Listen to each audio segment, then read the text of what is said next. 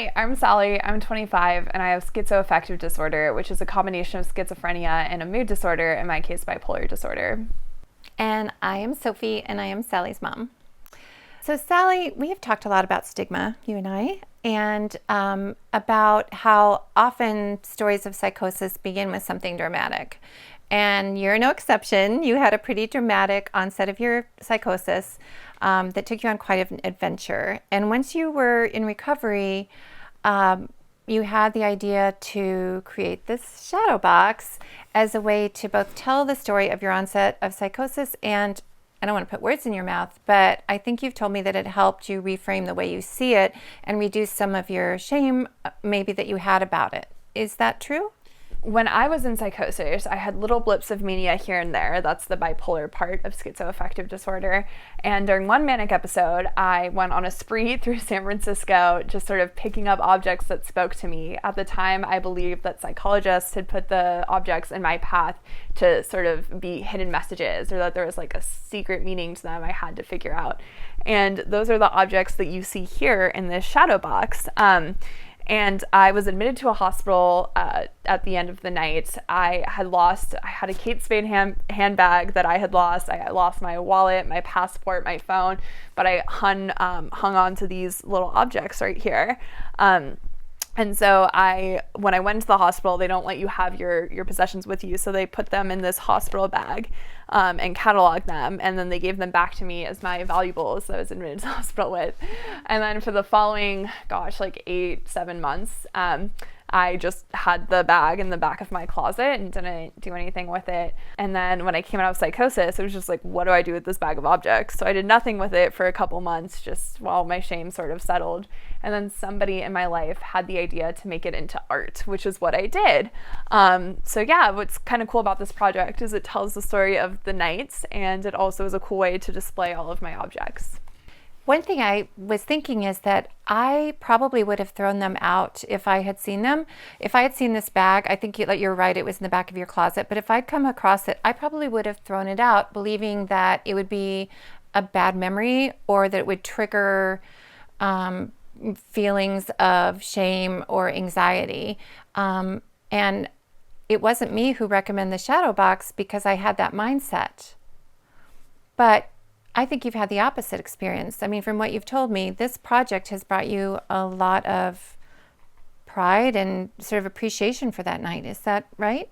Yeah, no, I mean, it was the funnest night of my life. Like, the rules of society just didn't apply to me because I was in a psychological experiment, and I was living in a hyper reality that was sort of Truman showed, and so it was just like for example, I climbed on top of cars, which is represented here, and jumped car rooftop to car rooftop down the entire line of parked cars, which was just a fun thing I would never normally do. You can actually see there's a tiny picture of me jumping between cars there.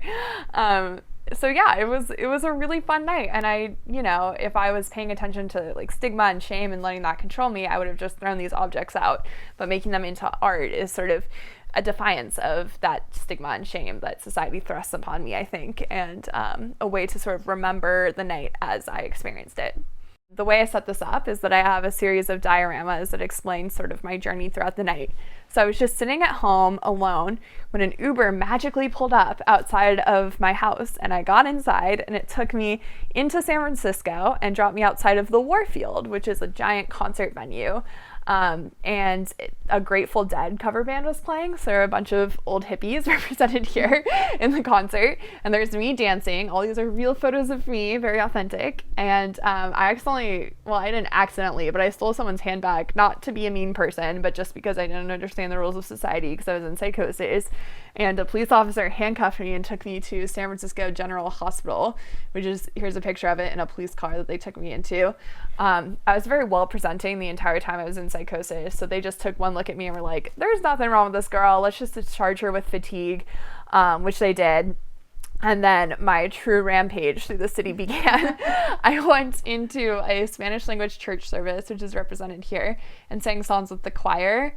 I had some beers, these are tiny Budweisers, with a guy painting a house. You can see tiny paint cans. And then I went into a restaurant and I put on an apron and snuck in the back of the restaurant into the kitchen before getting kicked out. And then the spree ended because I was walking or climbing up and down the stairs in San Francisco General Hospital again because I went back, and I was chanting the hook from from The Message by Grandmaster Flash and the Furious Five, I believe. And it's "Don't push me because I'm close to the edge. I'm trying not to lose my head." So these are the lyrics to the hook that I was chanting as I went up and down. So that's the story of the night. What about some of these objects that you have included in here? I think you were telling me about how when the nurse gave you back your valuables, she was very respectful about it. She was just very nice to me. She just kept telling me, "I like you." Like, a lot of people are like yelling and acting up when they come into here, or like into the hospital. But I was just very calm. I just didn't know what was going on. I didn't realize I was being put into a hospital. No one explained to me like why I was there, which is a whole other issue. But yeah, I was just kind of confused. What about the rest of it? Like all this loose change and those keys and this other stuff? Yeah, so these were the objects that I picked up during the night that I thought psychologists planted for me to find. So I guess I can just give you a little tour through the objects and where I found them. So this is a doorbell I ripped off of an apartment that was having an open house, and it actually still lights up. And people ask me all the time, like, do you think it's actually ringing a doorbell somewhere in San Francisco? And I guess I'll never know. But yeah, then this was a card when I was in the waiting room of the hospital. I snuck behind an admissions desk and I found a card with my name on it. So I took it, snatched it. And then there was an unlocked car that I found a lot of stuff in. This book of matches. I found this Walgreens gift card, and I found all of these pennies. And then I don't know if you can see, but there's a quarter, a 20-cent euro piece, and a old battery. So I found those there in the console as well. I actually snuck into somebody's apartment that was, the apartment was unlocked. And so I just snuck in and found myself in this really small, really messy bedroom. And there are a bunch of keys, 9 keys on the dresser. And I just took all of them, which I now feel bad about because like someone had to replace all of these keys. And also I feel bad because I was in this guy's bedroom checking out his keys, and he came home and found me there and was like, "What are you doing in my house?" And I was like, "What are you doing here?" And then he was like, "You should leave." And I was like, "Okay." Yeah, I ended up just taking the keys. And then I also had this pamphlet that's called American Prophecy. It's kind of conspiratorial, which is I think why I took it, because like I was being very conspiratorial myself, thinking psychologists were controlling my life. So yeah, that's what those objects are.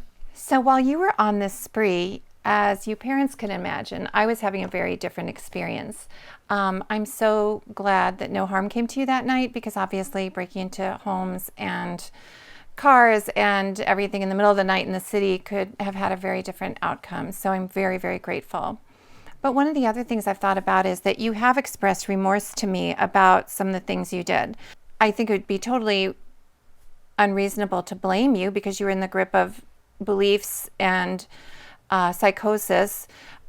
We have talked about ways you could make peace with the things that happened. And was this one of the things you did to kind of come to peace with that?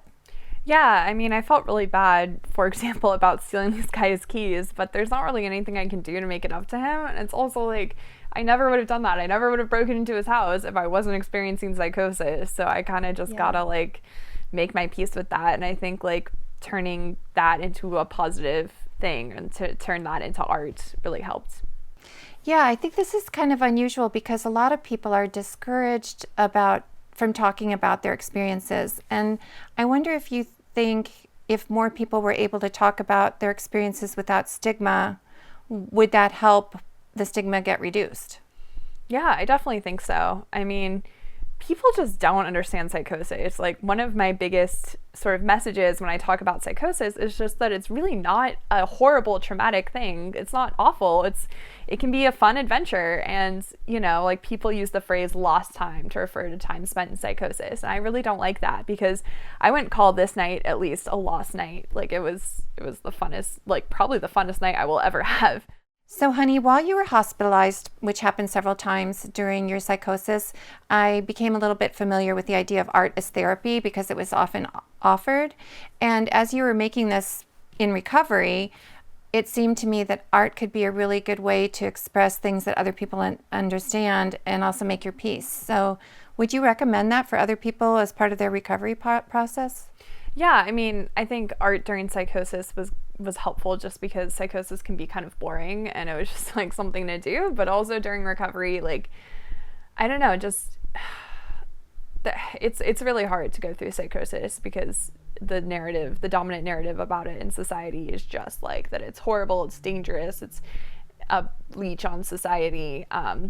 People experiencing psychosis are a leech on society or a danger.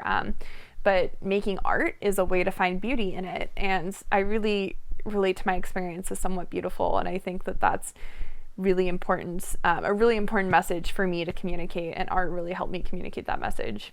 So have you settled on a title for your masterpiece? No, I don't think it gets a title. I think it's better a little ambiguous. So when we're done with this video, it's going back in pride of place in my living room, in our living room. And thank you so much for joining us today, and we hope you'll come back soon and check out another conversation.